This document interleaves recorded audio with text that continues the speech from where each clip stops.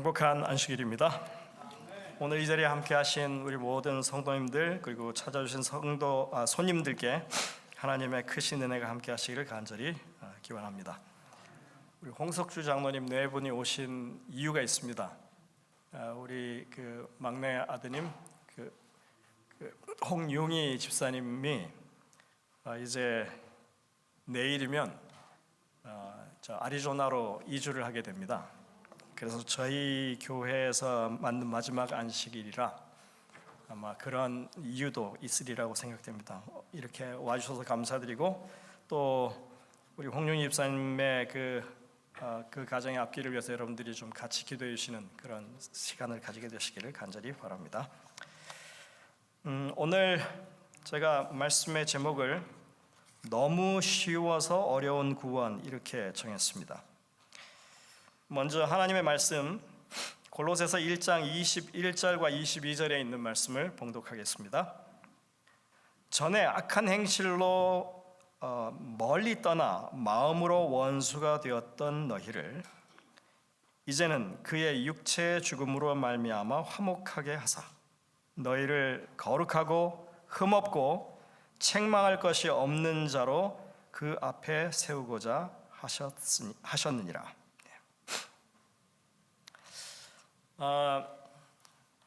이 말씀은 읽으면 되게 쉽게 이해가 되는 구절이긴 하지만 그게 뭐 여러 가지 용어들을 쓰는 관계로 좀 처음에는 언뜻 이해가 되지 않을 수도 있습니다. 그래서 제가 이거를 그림으로 그렸습니다.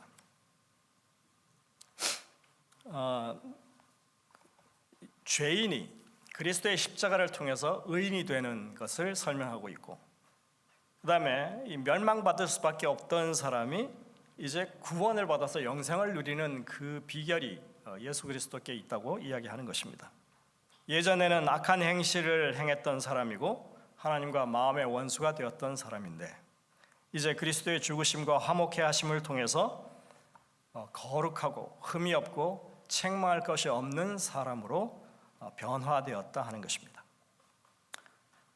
예전에는 하나님을 불신하고 그분의 말씀에 불순종하고 그 불법을 행하던 사람이었는데 이제는 그리스도의 죽으심의 그 화목해 하심으로 말미암아 하나님을 신뢰하는 사람이 되었고 그 말씀에 순종하는 사람이 되었다 하는 것입니다. 그러니까 여러분들 이 before and after가 너무 분명하죠. 그래서 이 말씀은 사실은 되게 쉬운 말씀이에요. 그런데 이 말씀을 이해함에 있어서 우리가 한 가지 유념해야 할 것은 이 말씀 전체를 이렇게 흐르고 있는 하나의 어떤 이 테마가 있습니다. 왜 사람이 불법의 사람이 되고 이 불순종의 사람이 되고 또 죄인이 되는지, 그다음에 왜 어떻게 사람이 하나님 보시기에 이제 의로운 사람이라 그렇게 보여지는지, 그 기준이 뭐냐면 하나님의 율법이라고 하는 게 그 기본에 깔려 있습니다. 그거를 우리가 제대로 이해하는 것이 성경을 바르게 이해하는 것입니다. 대교약졸이라고 하는 말 혹시 들어보셨습니까? 대교약졸? 전혀 모르는 단어일 거예요.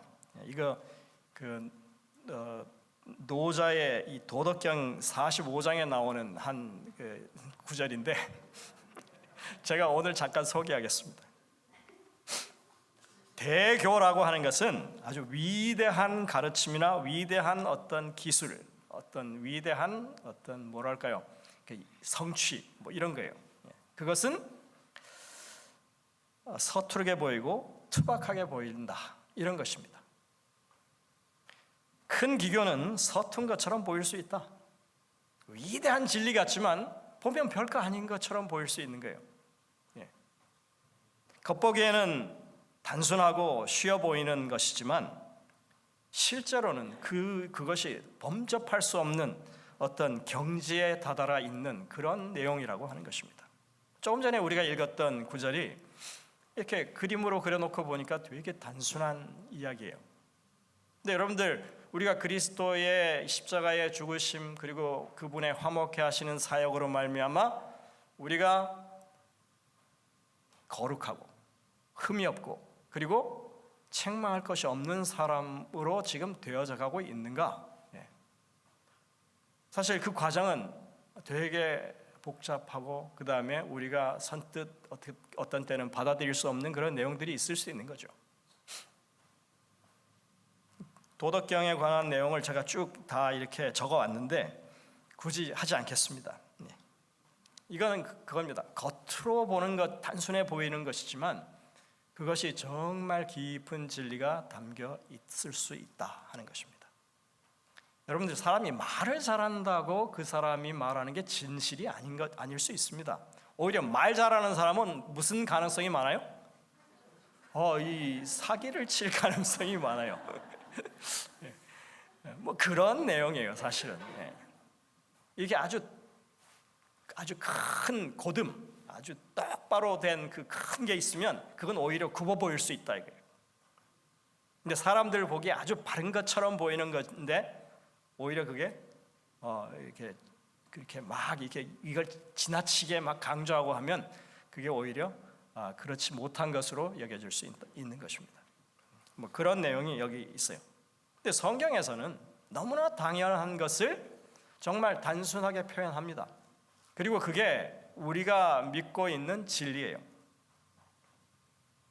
그래서 이 쉬운 구도를 보면 하나님의 율법의 근거에서 우리가 악한 사람이었고 그 다음에 우리는 도무지 우리의 힘으로는 그 죄된 상태에서 그 멸망의 상황에서 빠져나올 수 없었는데 예수 그리스도의 이 죽으심으로 그 다음에 그분의 하나님과 우리 사이를 내었던 그 관계를 회복시키는 화목의 사역으로 그분이 율법의 모든 요구, 다시 말해서 범죄한 사람은 죽을 수밖에 없다고 하는 그 율법의 요구, 이 영원한 사망의 죄값을 치르시고 우리에게 구원의 기회를 주셔서 우리가 정말 하나님의 은혜 가운데에서 과거에 죄지지 않았던 그 아담과 하와의 그런 이 온전함처럼 우리도 회복되어 가는 그런 여정을 밟고 있다.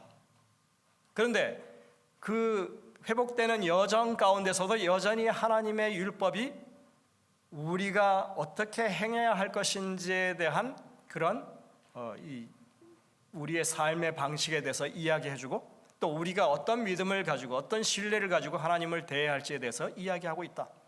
그래서 이 율법이라고 하는 것이 사실은 이 근저에 깔려 있음으로 인해서 이 쉬운 이야기가 우리 그 믿음의 생활의 전반에 사실은 다 미쳐지는 그런 이야기가 될 수 있다고 성경은 말하고 있는 것입니다. 여러분들, 우리가 죄라고 했을 때 흔히 기독교에서 가르치는 사불이라고 하는 게 있습니다. 사불, 불법, 하나님의 율법을 범하는 것이죠. 불순종, 그 법에 따라 순종하지 않는 거죠. 불선행, 이건 뭐예요? 무엇이 선한 것인지 무엇이 옳은 것인지 알고도 그렇게 행하지 않는 것을 불선행이라고 하고 그걸 죄라고 성경은 가르칩니다. 그리고 마지막으로 불신. 네, 여러분들 이 내용을 이 네 가지를 그냥 두 가지로 딱 추리면 두 가지가 어떻게 돼요? 불신과 불법이에요. 하나님께 대한 신뢰가 있으면 하나님이 뭐라고 하셔도 그대로 따를 것입니다. 그렇죠? 하나님이 콩으로 팥으로 메주를 쓴다고 그래도 뭐예요? 하나님이 말씀하시는 거니까 받아들이는 게 그게 하나님과의 신뢰가 있는 거죠. 잠깐만요, 하나님 그거는 아닌데요. 이제 이렇게 하기 시작하면 이게 곧 불법으로 행하는 가장 빠른 지름길입니다. 아담과 하와가 범죄한 것이 너희가 이 선악을 알게 하는 나무의 실과를 먹는 날에는 정령 죽으리라고 하는 분명한 하나님의 말씀이 있었음에도 불구하고 뱀이 와서 뭐라고 그랬어요? 야, 이 열매를 따먹으면 눈이 밝아져서 하나님과 같이 될까 봐 하나님이 너희를 경계해서 먹지 말라고 하신 거야. 이 말을 그들이 믿었어요. 하나님의 말씀을 믿는 대신에, 하나님과의 관계에서 하나님을 신뢰하는 대신에 사단의 속삭임에 그들이 믿음을 둔 것입니다. 불신이 사실은 이 죄악의 시작의 그 요소입니다. 우리가 그 믿음으로 구원 얻는다고 이야기하죠. 여러분들 이게 대단한 무슨 새로운 진리 같지만 그건 이미 이 타락의 현장에서부터 나왔어요. 하나님을 불신한 것이 결국은 이 타락의 시초였습니다. 예수님께서는 요한복음 16장 9절에 성령께서 하시는 일 가운데 죄에 대하여라 함은 그들이 나를 믿지 아니한 것이라고 그렇게 말씀하고 있습니다. 하나님을 믿지 않고 그분의 말씀을 신뢰하지 않는 것 자체가 그게 모든 죄악의 발단입니다. 그리고 그 결과는 불법, 불순종으로 이어집니다. 그리고 내가 무엇이 옳은지 알면서도 양심의 가책이 있음에도 불구하고 그것을 선뜻 행하지 않는 것조차 성경은 뭐라고요? 죄라고 이렇게 분명히 말합니다. 그러니 여러분들 누군가를 위해서 기도해야 할 그런 이 마음의 생각이 드시면 그걸 거절하지 마시고 기도하시기 바랍니다. 누군가에게 도움을 줘야 할 때라고 생각했을 때 그것을 거절하지 마시고 도우시길 바랍니다. 우리가 이 구원받았다고 했을 때 그것은 무언가를 회복하는 거예요. 이 죄가 없던 상태와 같이 그렇게 회복해 가는 거예요. 그게 뭐냐면 이 불신을 없이 하고 신뢰의 이 관계로 나아가는 것입니다. 그리고 하나님의 말씀에 불순종하는 것이 아니라 이제는 순종하려고 하는 것입니다. 이게 우리가 회복해야 될 참다운 하나님의 백성의 모습입니다. 너무나 단순하고 당연한 일이죠. 그런 의미에서 우리가 분명하게 알아야 할 것은 복음이 전해지는 그 상황에서 복음은 결코 율법을 배제해서는 안 됩니다.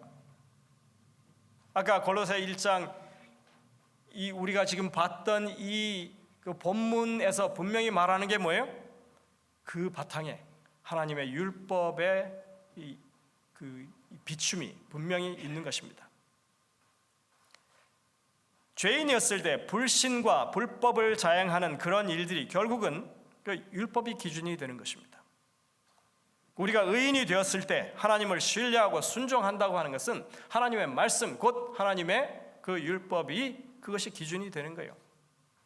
구원받았다고 하는 사람이 하나님이 분명하게 이렇게 하라고 하신 말씀을 이거는 아닌데요 하면서 따르지 않는다면 그게 정말 구원받은 사람의 태도일까요? 절대로 그럴 수 없습니다. 그래서 율법이라고 하는 것은 하나님이 베푸시는 이 구원 섭리, 구원 사역의 근간이고 이것이 기준이 되는 것이 마땅합니다. 여러분들 구원받았다고 하는 사람이 살인과 도적질과 간음과 탐심으로 가득한 삶을 산다고 하면 그게 과연 구원받은 삶이 될까요? 절대로 그럴 수 없는 것입니다. 그래서 이 복음이라고 하는 것에는 하나님의 율법이 그 근저에 아주 기반에 깔려 있어야 합니다. 그 모든 것이 정말 하나님의 뜻대로 사는 삶의 방식으로의 회복이 반드시 필요한 것입니다. 그것이 기준이 되어야 하는 것입니다. 그런데 기독교 안에는 정말 잘못된 일들이 벌어지고 있습니다.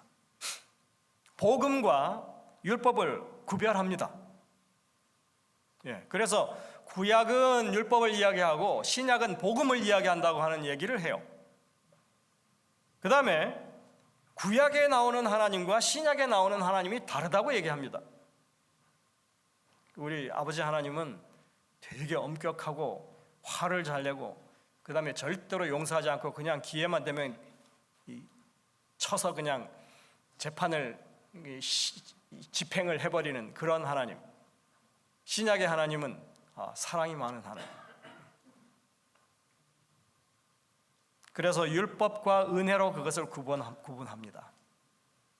여러분들 이거 전부 다 거짓말이고 가짜입니다. 이런 구분은 2세기경, 다시 말해서 AD 한 140년에서 160년경에 그 마르시온이라고 하는 사람이 주창했던 마르시온주의의 내용입니다. 그때 이미, 그 당시에 이미 2000년 전이죠 거의, 이단으로 규정돼서 이 논리는 따라서는 안 된다고 그렇게 교회들이 결정을 했어요. 그런데 여러분들, 한번 그렇게 가르쳐진 그런 이야기들이 교회 안에 계속 회자가 됩니다. 근절되지 않아요. 이게 블랙 캠페인이거든요. 다시 말해서 이게 프로파간다거든요. 흑색 선전이에요. 자기가 잘못 구약 성경을 이해하고 복음을 잘못 이해해가지고 사람들한테 가르친 그 잘못된 생각이 기독교 안에 계속 이렇게 사라지지 않고 간헐적으로 등장합니다. 중세 시대에도 그랬고 그 다음에 현재까지도 그런 일들이 벌어지고 있어요. 그러니 여러분들, 하나님의 말씀을 정확하게 바르게 분별하는 일은 정말로 중요한 것입니다. 시대마다 그것은 반드시 있어야 하는 일입니다. 이제 재림교회에서 가르친 모든 것이 다 옳으니까 우리는 그냥 그 안에서 있기만 하면 돼, 이런 게 아니에요. 사람은 실수할 수 있고 혹시 잘못된 어떤 기류를 탈 수도 있습니다. 그렇기 때문에 뭐 해야 하냐면 반드시 하나님의 말씀을 가지고 그것이 옳은가, 그것이 하나님의 말씀에 합당한 것인가를 점검해야만 하는 것입니다.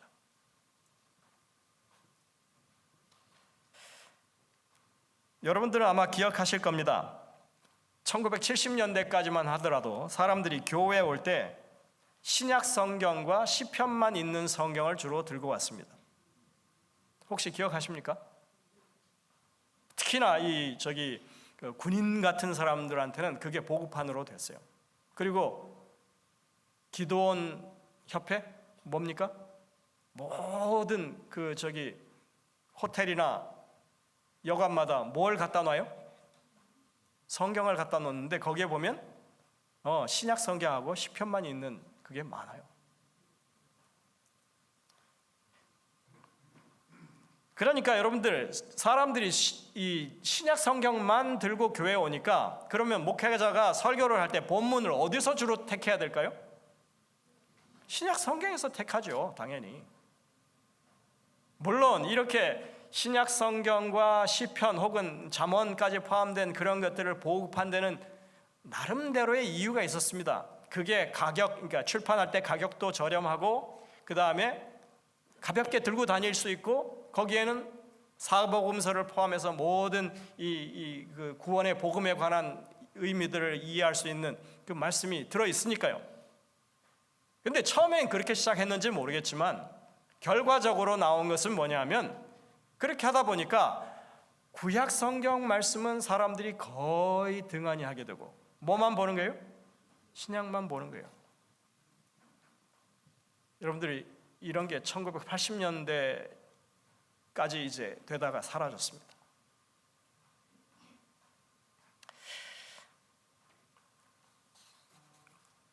참 놀라운 일이 아닐 수 없습니다. 신구약 성경이 하나님의 말씀으로 인정받은 때가 396년 AD, 400년이 채 되기 전에, 그때 이제 교회 안에서 여러 가지 논쟁이 있다가 이것이 정말 하나님께서 우리에게 주신 계시의 말씀이다 하고 그렇게 그 결정을 했어요. 그로부터 1600년이 지나도록 사실은 교회 안에서는 신약과 구약 성경의 통일성과 연속성이 온전히 인정받지 못했던 그런 상황이 벌어졌다고 하는 것입니다. 아이러니죠, 정말. 그리고 여러분들, 이 성경이 일반인에게 잘 전해지지 않다가 이제 1800년대 이제 1700년대 후반부터 1800년대 초반이 되면서 성서공회들이 생겨나면서 막 그 성경이 전 세계 사람들에게 뿌려지게 되죠. 정말 큰 축복이 아닐 수 없습니다. 그로부터 150년이 되는 시점까지도 신약 성경과 구약 성경이 정말 통일성이 있고 연속성이 있다고 하는 것에 대한 신학적인 어떤 합의가 없었다고 하는 것, 놀라운 일입니다. 우리는 분명히 확신합니다. 구약이 없이는 신약의 내용이 정말 근거가 없는 것이 된다고 하는 것 분명합니다. 구약을 배제하고서는 하나님의 이 섭리가 예수 그리스도를 통해서 그분이 메시아 되시고 그분이 신성을 가지신 하나님이시라고 하는 것을 입증할 방법이 없습니다. 구약 없이는 사실 신약이 존재할 수 없는 것이 현실입니다. 왜냐하면 구약 성경의 많은 말씀이 다 구약에서 그대로 인용한 말씀으로 되어 있기 때문에 그렇습니다. 사단은 이 구약 성경과 신약 성경을 그 통일성 있고 그 다음에 연속성이 있는 하나님의 말씀으로 보는 일을 저해하기 위해서, 그것을 막기 위해서 정말 엄청난 노력을 기울여 왔다고 하는 것을 우리가 알 수 있습니다. 이 재림교회의 유명한 신학자, 세계적으로 유명한 사람입니다. 사실은 그 게르하르트 하젤이라고 하는 분이 계십니다.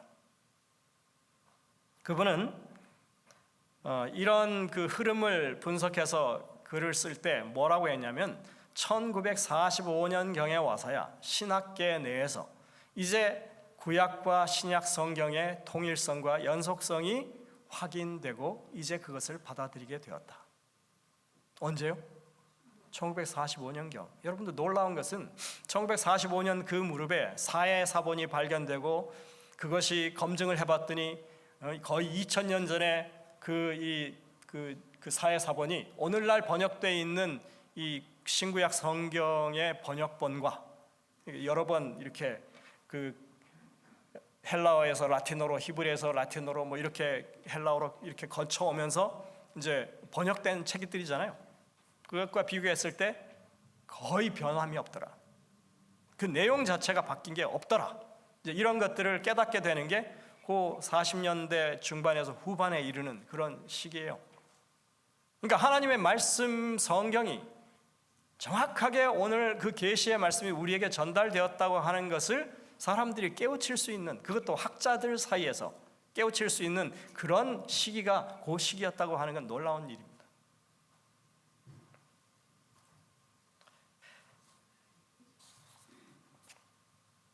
복음이 되기 위해서는 율법이 바른 위치를 차지해야 합니다. 세상을 정죄하고 하나님의 의의 표준이 분명히 제시되어야만 복음은 그 효력이 있는 것입니다. 예수 그리스도를 믿고 속죄받은 의인들이 되었다고 하는데 율법은 사라지고 패해버렸고, 그리고 율법에 순종하는 것을 강조하는 것 자체를 율법주의라고 매도해버리는 그런 상황이 되어버린다면 여러분들 어떻게 하나님의 앞에서 그 백성들이 거룩한 백성이 될 수 있고 정말 의로운 백성이 될 수 있고 또 하나님 앞에 이 책망할 것이 없는 사람들이 될 수 있을까요? 성경은 율법을 그저 정죄의 기능으로만 말하지 않습니다.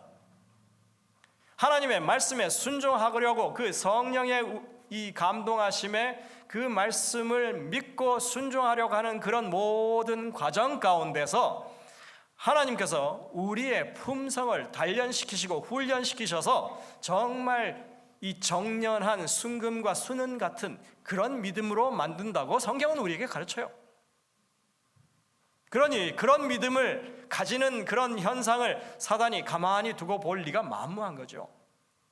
어떤 이유를 대서라도 하나님의 율법을 경시하게 만들고 그것을 따르는 것 자체를 좀 꺼리게 하는 그런 정책을 사단이 당연히 써온 겁니다.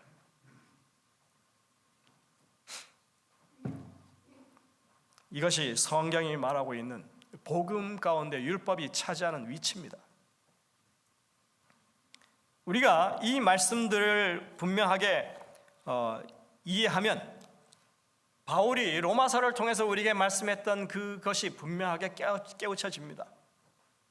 바울은 이렇게 말합니다. 로마서 8장에 그 내용들이 나오는데,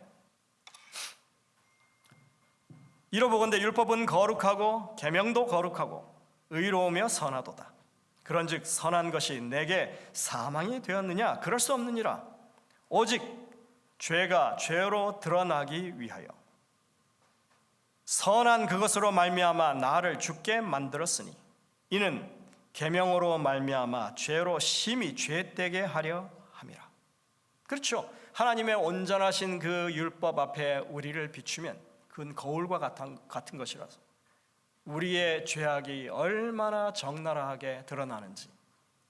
그래서 사실 계명 앞에 서면 나는 죽은 목숨이에요. 그걸 깨우치라고 하나님의 계명이 주어진 거예요. 그러니 나는 그냥 죽고 말까요? 죽음으로 끝나지 않죠. 우리가 믿는 이 구속의 신앙은 그리스도와 함께 죽고 그리스도와 함께 살아나는 것이 그게 기독교 신앙입니다. 이제는 죄에 대해서는 내가 죽은 사람이에요. 왜? 주님께서 나를 대신해서 이 죄의 모든 죄값을 치러주셨으니까. 내가 그분과 함께 사는 것은 예전에 내 모습으로 살아나는 것이 아니라 그리스도로 말미암아 거듭난 그리스도 때문에 의인이 된 그 모습으로 우리가 새롭게 태어난 거예요. 그리스도에 대해서 산다고 하는 것은 우리의 입장이 그렇다고 하는 것을 말합니다. 우리가 하나님 앞에 설 때는 언제나 누구와 함께 쓰는 거예요? 예수님의 의를 힘입어서 쓰는 거예요. 그렇기 때문에 우리는 주님을 신뢰하기 때문에 우리가 하나님 앞에서 의로운 백성이라고 하는 것을 우리가 담대히 증거할 수 있는 것입니다. 그러니 하나님의 그 완전한 율법이라 하더라도 내가 그리스도의 의를 힘입어서 쓰면, 주님 앞에 서면, 하나님의 율법 앞에 서면 내 의로 판단받는 것이 아니라 온전하신 그리스도의 의로 말미암아 내가 의인이 되는 거예요. 지금 그 얘기하고 있는 거 아닙니까? 그래서 율법이 어떤 거라고요? 그리스도 안에서 있기 때문에 그것이 거룩하고 의롭고 선하다고 말하는 것입니다.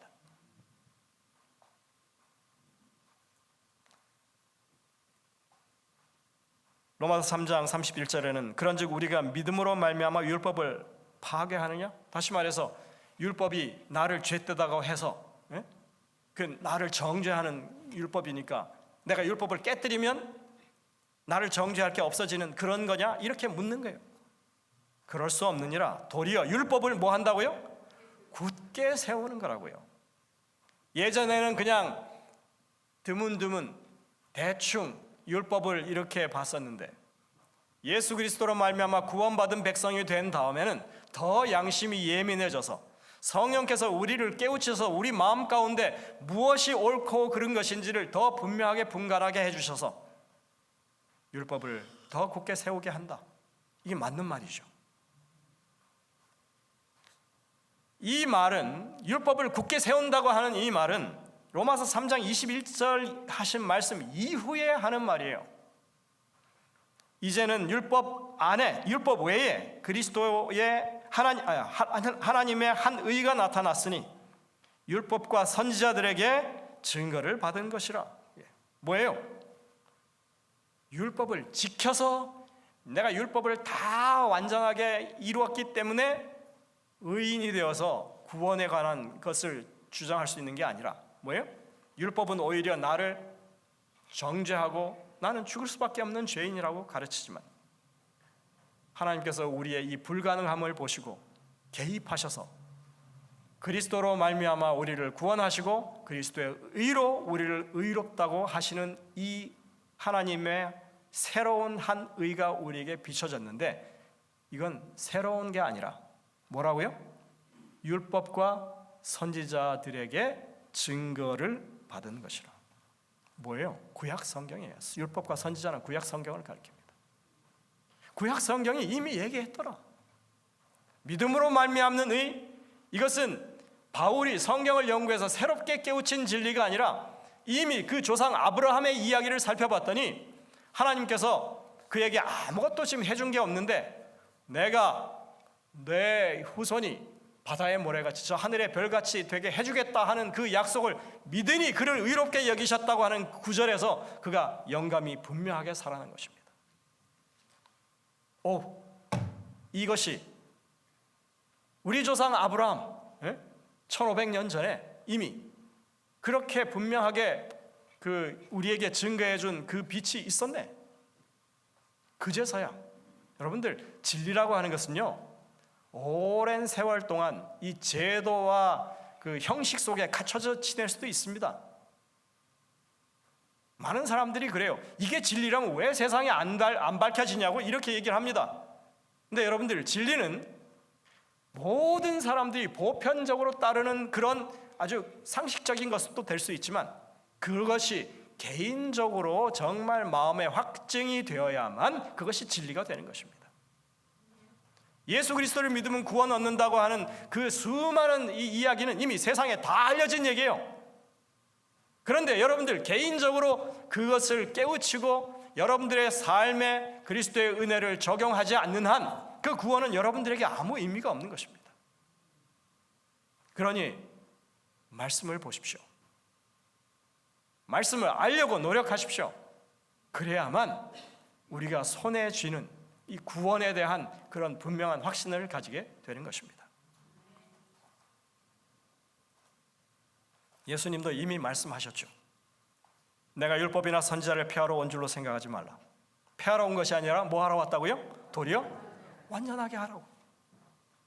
이게 성경의 정말 제대로 된 가르침이에요. 이 예수님이 율법을 해석하면서 마태복음 5장에서 예수님이 분명하게 그 길을 제시하셨습니다. 그러니까 예수님이 이 땅에 오셔서 십자가에 달려 돌아가심은 뭐 하기 위함이에요? 율법을 완전하게 하기 위해서요. 이제까지 유대인들에게 율법을 줬더니 하나님을 신뢰해서 그 율법을 따르는 것이 아니라 그 율법을 따름으로 인해서 자신들이 스스로 의로워서 구원받을 수 있다고 잘못 바꿔놨어요. 오랜 세월 동안 그들은 그런 믿음을 가지고 사실은 지금도 그렇게 그 생각을 버리지 않고 있습니다. 근데 예수님이 오셔서 하는 말씀은 뭐예요? 나는 내 죽음을 통하여, 내 대속을 통하여 내가 하나님으로서 이 땅의 죄인들을 구원하기 위해 내 생명을 던져서 그들을 구원할 수밖에 없는 것이 죄의 싹슨 사망이라고 하는 이 율법의 분명한 선고를 내가 이루기 위해서 내가 이 땅에 와서 죽는 것이다라고 말씀하고 있는 겁니다. 그러니까 예수 그리스도의 죽음은 결코 율법을 폐할 수 없는 게 오히려 율법을 더 굳건하게 세우고 완전하게 하기 위함입니다. 하나님의 율법은 결코 결함이 없고 변하지 않는 것이기 때문에 그 율법을 주님께서 세우기 위해서 그 일을 하셨다고 지금 증거하고 계신 것입니다. 너무나 단순한 얘기들이죠. 다시 우리가 골로새서 1장 이 본문으로 돌아오면 우리가 예수 그리스도의 죽으심과 화목케 하는 사역을 통해서 어떤 백성이 되는 것이 그게 정상이냐? 우리는 과거에는 불순종하던 사람들이 이제는 정말 하나님을 굳건하게 신뢰하고 그 말씀을 신뢰해서 이제는 순종하는 백성들이 되는 것이다. 이게 복음의 열매라고 지금 설명하는 것입니다. 로마서 8장은 우리가 어떻게 이 사람의 삶이 변화될 수 있는지를 설명해 주는 장입니다. 그리고 우리가 어떻게 하나님의 율법을 지킬 수 있는 것이 가능한지를 보여주는 장입니다.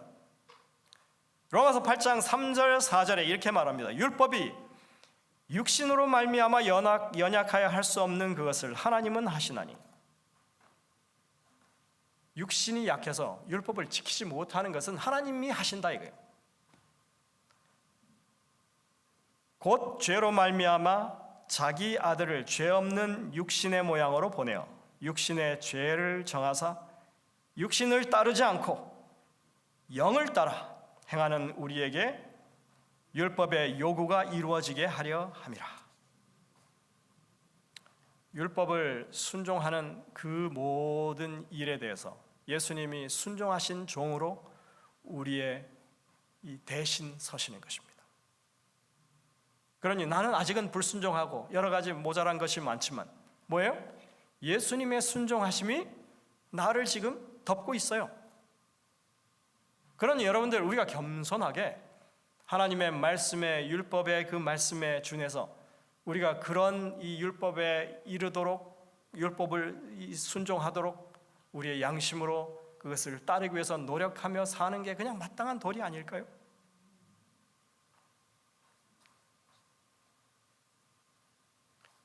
로마서 8장 7절에도 이렇게 말합니다. 육신의 생각은 하나님과 원수가 되나니 이는 하나님의 법에 굴복하지 아니할 뿐 아니라 할 수도 없습니다. 그렇죠. 우리는 아무리 노력해도 우리의 행위로서는, 우리의 의지로서는 하나님 앞에 의로운 일을 할 수가 없습니다. 그 상황을 너무나 잘 아시기 때문에 우리가 율법을 어떻게 지켜요? 이렇게 의문을 가지는 사람들에게 하나님이 답변을 주시는 게 로마서 8장이에요. 로마서 8장 28절에 이렇게 말합니다. 우리가 알거니와 하나님을 사랑하는 자 곧 그의 뜻대로 부르심을 입은 자들에게는 모든 것이 합력하여 선을 이루느니라. 율법 앞에 우리가 의로운 존재가 이미 우리는 그렇게 인이 찍혀져 있죠. 그리스도의 의로운 존재라고. 근데 그 안에 우리 속사람은 뭐예요? 여전히 연약하고 쉽게 무너지고 하는 그런 사람들이 돼. 하나님께서 그 보호하심 가운데, 당신의 의의 보호하심 가운데 우리를 어떻게 하신다고요? 도우신다고요. 하나님의 도우심으로 말미암아 우리가 그 이 의의 이 자라남이 있다고 하는 것을 말하는 것입니다. 그러면서 이렇게 말합니다.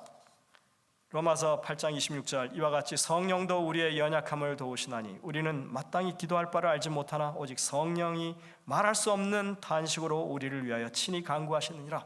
성령 하나님이 우리와 동역하신답니다. 뿐만 아니라 로마서 8장 34절 35절, 누가 정죄하리요? 죽으실 뿐 아니라 다시 살아나신 이는 예수 그리스도시니 그는 하나님의 우편에 계신 자요 우리를 위하여 간구하시는 자시니라. 누가 우리를 그리스도의 사랑에서 끊으리요? 예수님이, 성령은 우리의 이 삶의 현장에서, 예수님은 어디에서? 하늘 성소에서 우리를 위해서 친히 간구하시는, 뿐만 아니라 로마서 8장 31절 32절에 그런즉 이 일에 대하여 우리가 무슨 말을 하리요? 만일 하나님이 우리를 위하시면 누가 우리를 대적하리요? 자기 아들을 아끼지 아니하시고 우리 모든 사람을 위하여 내주신 이가 어찌 그 아들과 함께 모든 것을 우리에게 주시지 아니하겠느냐? 여러분들, 이건 정말 엄청난 선언입니다. 우리가 구원받는 이 모든 일에 있어서 하나님의 율법 앞에 그리스도의 의로 말미암아 우리가 보호받는, 순종한 사람이라고 보호받는 그런 상황에 서 있지만 그 우리의 속사람이 계속해서 하나님의 양육하심 가운데 우리가 자라나고 그 의에 적합한 사람이 되도록 우리를 이끌고 계신다고 하는 이것이야말로 하나님의 삼위일체 하나님의 사역이 우리의 삶 가운데 역사하고 있다고 하는 강력한 그런 말씀인 것입니다. 순종하기를 원하십니까? 삼위 하나님의 이 간절한 사역에 협력하시길 바랍니다. 하나님이 동역하십니다. 그래서 우리가 사망의 법에서 생명의 성령의 법으로 이렇게 옮겨가는 이것이 뭐냐 하면 율법에 대한 잘못된 이해를 바로잡는 일로 말미암아 그게 되는 거예요. 유대인들이 그렇게 오랫동안 율법을 잘못 이해해왔고 기독교가 이제까지 율법에 대해서 계속 허황된 그런 일들을 아직도 그 꼬리를 잘라내지 못하고 있는 이런 상황, 하나님의 율법은 복음 가운데 분명하게 그 근저에 깔려 있는 것이라고 하는 것을 우리가 받아들이면 이 모든 것이 다 이해가 되고, 그리고 우리의 이 삶의 변화도 분명히 우리의 현실이 될 텐데, 그것을 우리가 이제 해야 한다고 바울이 권면하고 있는 것입니다. 율법 순종이 복음의 열매입니다. 내가 노력해서 이루는 게 아니라 내 안에 역사하시는 하나님이 그 일을 이루시는 것입니다. 율법을 순종함에 있어서 여러분들 안식일은 대표성을 가집니다. 제가 한번 이 설명을 드렸었는데, 유대인들은 613가지의 계명을 지켜야 한다고 얘기를 합니다. 예수님은 2개를 말씀하셨어요. 10개도 있지만 10개를 더 축약시켜서 말씀하셨어요. 하나님을 사랑하고 이웃을 사랑하면 된다고 그러셨어요. 사도 바울은 뭐라고 그랬어요? 사랑하면 율법이 완성된다고 얘기했습니다. 여러분들 이게 각각 다 다른 얘기일까요? 사랑을 여러분들 빛으로 이해하시면 쉽게 이해가 됩니다. 여러분들 빛이 몇 가지 색깔로 되어 있어요? 빛이 몇 가지 색깔로? 7가지라고도 나오고, 우리가 흔히 그냥 도식적으로 프리즘을 통해서 빛이 나오면 뭐 이렇게 빨주, 노초, 파남보 7가지라고 얘기합니다. 근데 사람들이 이렇게 인지하는 색은 10가지에서 12가지래요. 근데 정말 빛을 다양하게 이렇게 디지털로 분석을 하면 디지털로 식별되는 이 그 색깔의 숫자가 1600만 가지가 넘습니다. 613가지가 됐든 혹은 2가지가 됐든 1가지가 되었든 간에 이 사랑의 빛이라고 하는 율법이라고 하는 것이, 그게 결국은 이 율법의 용도가 뭐냐면 다른 사람들에게 하나님의 은혜를 끼치고 사랑을 나누는 게 그게 이 율법의 진정한 용도거든요. 그러니까 12가지, 뭐 10가지 이러면 10가지의 방법으로 사랑하는 거예요. 1600만 가지 그러면 1600만 가지 이상으로 그렇게 하나님의 사랑을 드러낼 수 있다고 하는 거예요. 그거는 숫자로 이렇게 묶을 수 있는 게 아닙니다.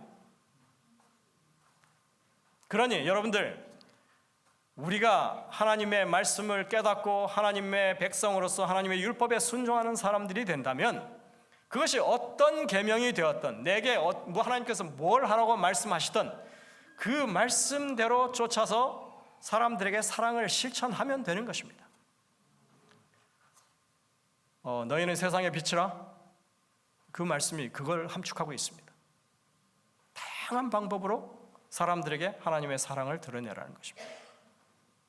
주의 말씀은 내 발의 등이요 내 길의 빛이니이다. 여기 시편 119편에 나와 있는 이 말씀은 사실 그 말씀과 대등하게 연결되는 모든 말씀들이 다 율법을 가리키고 하나님의 계명을 가리키고 하나님의 규례와 율례와 법도와 우리가 따라야 할 규정들을 가리켜요.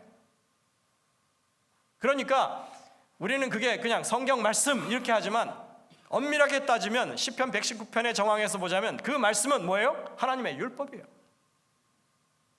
그 말씀대로 우리가 어떻게 사는 것이 우리 주변의 많은 사람들에게 사랑을 끼치고 사는 것인지, 율법은 그래서 짐이 아니에요. 오히려 우리의 마음의 짐을 덜어주는 기쁨의 빛이죠.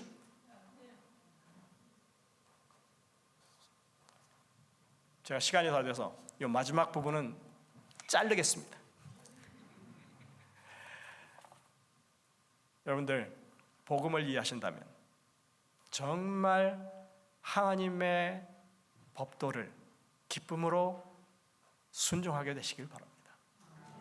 우리에겐 십계명이 있습니다. 우리에겐 예수님이 말씀해 주신 하나님에 대한 사랑과 이웃에 대한 사랑의 계명이 있습니다. 그 어떤 것이 되었든 간에 정말 하나님의 말씀이 우리에게 가르쳐 주시고 명령하시는 일을 여러분들이 수행하는 일에 주저하지 말게 되시기를 바랍니다. 결코 복음은 어려운 게 아닙니다. 우리가 하나님의 말씀에 있는 그대로 전적으로 순종할 때 이 복음은 우리 주변 많은 사람들에게 아름다운 빛이 될 것을 확신합니다. 이제 함께 찬미를 부르시고 마치도록 하겠습니다.